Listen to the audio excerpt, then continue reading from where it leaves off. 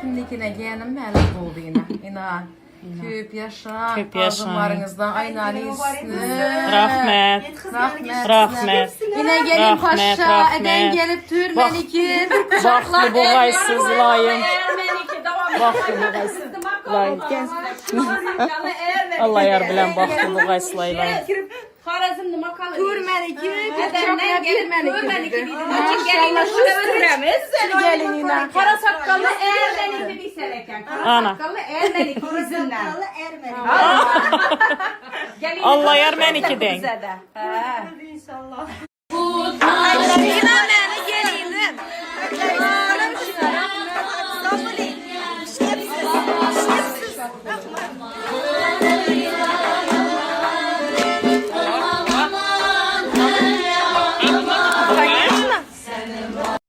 İna hemmeniz her yerde sorap canıma dedinizle.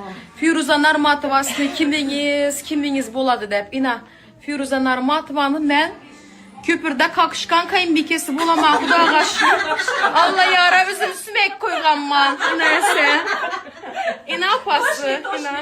Menin de gönelerim. Bu da halasa toyum bolsa gelin çıkallarım ina. Ben Svidik'i bulamanda kutmasa yadın da mı Da yine? halasa yengetimi sizi diretimi. Kızıl Göynek'tekin çıkanım ete vereyim. Hemmenizni beyran bilen tebrikliyim. Cimbolik gittim bombala bilen çıkamanda bu tür verdim özüm. İnşallah sizlere yine bir yengilikim var.